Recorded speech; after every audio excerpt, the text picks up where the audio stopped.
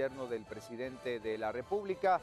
Escuchan las acusaciones en su contra. La primera audiencia consumió la mayor parte de los señalamientos contra César Medina Farfán. Hoy podrían escucharse los detalles en contra de Martínez, exsecretario general de la presidencia. Luego de levantarse la reserva judicial del caso, se inició la audiencia y el Ministerio Público presentó las imputaciones y mostró las primeras escuchas telefónicas, en donde, según las investigaciones, vinculan claramente al operador externo de la red, César Medina Farfán, cuando utiliza sus influencias y negocia para otorgar un contrato millonario a cambio de dinero. Las escuchas sindican a Medina Farfán, Filadelfo Reyes, exintendente de aduanas, y Lucrecia Roca, jefa de gestión aduanera de la SAT, con el fin de favorecer a la empresa Zetagas con una área para depósito en el recinto aduanero de Puerto Quetzal. El día lunes, a las 12 del mediodía, ahorita programé una reunión en un lugar privado donde voy a almorzar porque es la única hora que puede CM, el mero jefe. CM, fila, como le decimos nosotros al señor y su servidor, donde él nos va a hacer una presentación del informe final que va a presentar CM para que ya aprueben la providencia y vayan a hacer la revisión final. Excelente. Vamos bien, amigo, hoy estoy muy contento. César Medina Farfán, supuesto operador externo de la red, con semblante afectado, escuchó las intercepciones, pero no opinó al respecto. Un poco de cansancio por los días que estuvimos aquí en la ¿Eran nervios entonces? No, en absoluto. Y luego se miraba No. Escuchando lo correcto. ¿Usted aparece en la mayoría de escuchas telefónicas? Ningún comentario más con mis abogados, por favor, oye. La jueza contralora del caso, Virginia de León, aplazó la audiencia para mañana, donde el Ministerio Público continuará con las imputaciones a los demás involucrados. Mientras, los sindicados prestaron atención a las primeras escuchas desde el banquillo de los acusados. Y Mauro Salomón Ramírez Barrios deberá responder a la justicia de los Estados Unidos por su participación en el trasiego de droga en Guatemala, cuyo destino final era la Unión Americana. Así lo resolvió el Tribunal Quinto de Sentencia Penal, quien consideró que el León del Mar, como le comentaban y lo llamaban, había movilizado drogas provenientes de nuestro país hacia México del 2007 al 2009. Según las investigaciones, la droga era trasladada en embarcaciones pesqueras clandestinas a cargo de Mauro Salomón. El juez federal Anthony Borchelli firmó la solicitud de extradición, a lo que ahora el Tribunal Quinto brindó luz verde. Ramírez Barrios cobró notoriedad debido a una balacera ocurrida en un centro comercial de la capital en el 2009 que cobró la vida de 2 agentes policiales. Y antes de continuar con las noticias departamentales, siempre haciéndole una invitación a estar muy bien informado, sobre todo en esta cuenta regresiva para las elecciones y con todo lo que ocurre en el país y en el mundo. No importa el momento del día, lo importante es estar informado, porque esta información nos permite tomar decisiones en libertad. Sé libre, es lo que nos dice todos los días Prensa Libre. Ahora sí nos vamos a los departamentos con Lorraine.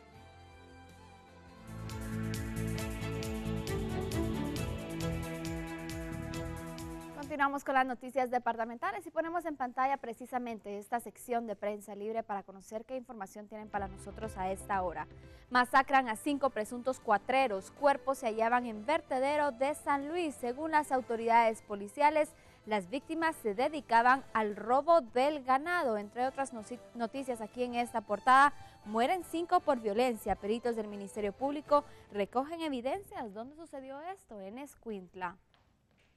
Y el presidente Otto Pérez Molina rompió casi una semana de evitar las actividades públicas tras la captura de su yerno Gustavo Martínez. El mandatario asistió al aniversario de la Coordinadora Nacional Indígena Campesina, muy cercana a la agenda del gobierno.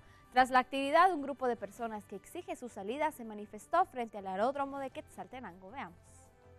En dicha celebración participan dirigentes indígenas de 18 departamentos aglutinados en la CONIC.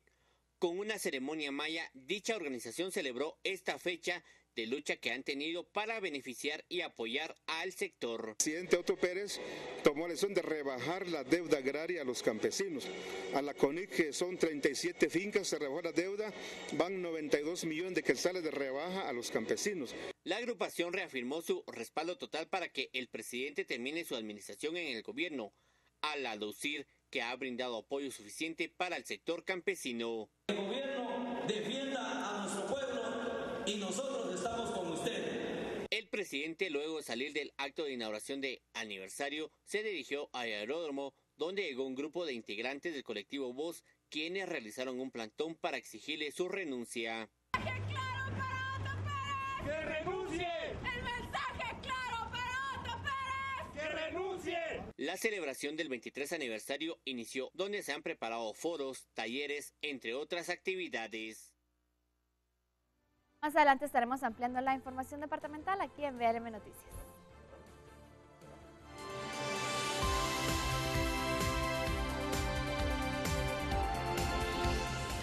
Seis con 22 minutos. Tenemos que ver lo que está sucediendo en el mundo y lo hacemos en estos momentos. En tiempo real.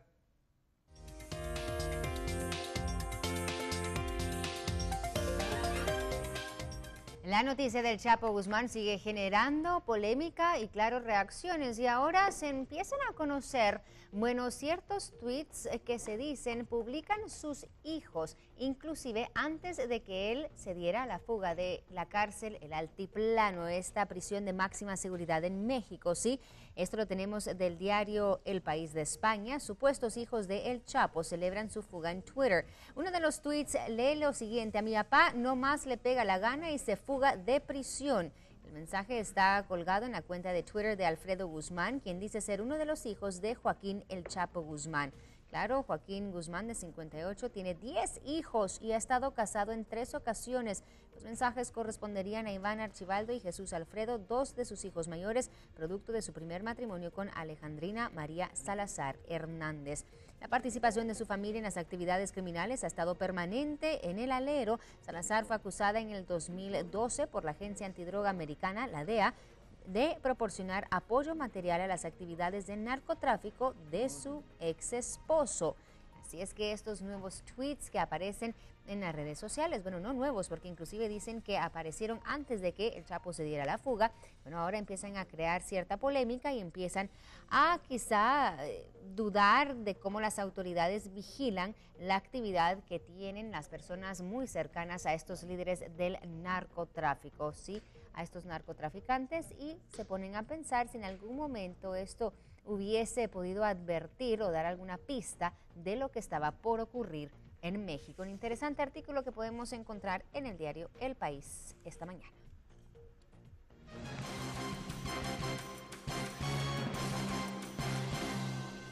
Hablando del Chapo Guzmán, dicen que prácticamente desapareció frente a una cámara de vigilancia. Joaquín Guzmán Loera simplemente dejó de verse mientras estaba en la ducha de su cárcel en el penal del Altiplano. Este video fue presentado por el secretario de Seguridad Pública de México para demostrar que durante la fuga no hubo colaboración directa de las autoridades. Es más, el Chapo camina durante algunos segundos antes de ir a la esquina en la que estaba su ducha, donde se descubrió el inicio de este túnel muy sofisticado que permitió la salida del jefe del cártel de Sinaloa, la organización de trasiego de droga más poderosa de México. De esta manera, autoridades quieren dejar saber que no hubo participación por parte de las propias autoridades de la prisión, aunque claro, muchos están diciendo este túnel no se construye así nomás.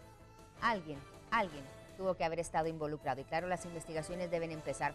Vamos a seguir con otras noticias. Entonces nos vamos a Estados Unidos, donde están celebrando también en Irán, y sí, celebran la firma de un pacto que detendrá la creación de armas nucleares en la República Islámica. El acuerdo permitiría que la Unión Americana descongele un bloqueo comercial que aísla a Irán desde los inicios de la revolución encabezada por los ayatolás en los años 70.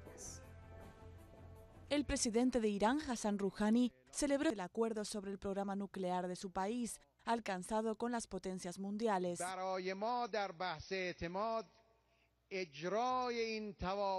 En cuanto a la confianza, la implementación de este acuerdo es el principio de una prueba. Si este acuerdo se implementa perfectamente y de forma precisa, cada paso de este acuerdo puede poner fin a la desconfianza.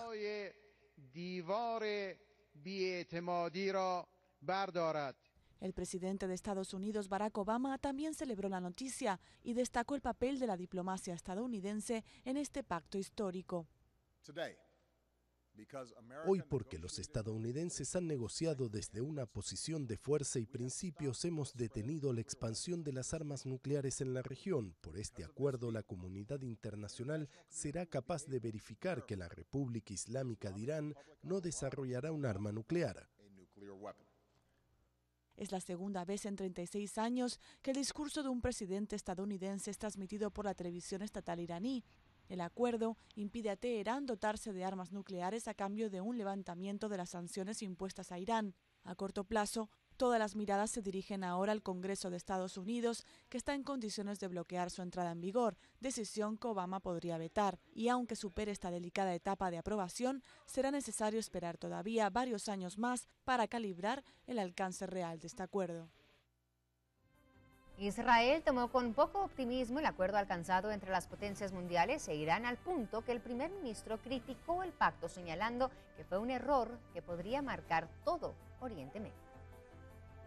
Por los primeros reportes que están llegando, puede decirse desde ya que este acuerdo es un error histórico para el mundo. No todo el mundo recibió con alabanzas el acuerdo alcanzado este martes entre Irán y las potencias mundiales. El primer ministro israelí Benjamin Netanyahu dijo que gracias a él, Irán recibirá miles de millones que le permitirán expandirse por Oriente Medio. En las calles de Jerusalén, muchos aseguran ver amenazada su seguridad tras este pacto. Si les permite tener una bomba atómica tan pronto como tengan suficiente voluntad, motivación y dinero, este trato simplemente obliga a Israel a depender más de sí mismo, a armarse más, a hacer más esfuerzos de inteligencia, y es triste que dejen solo a Israel.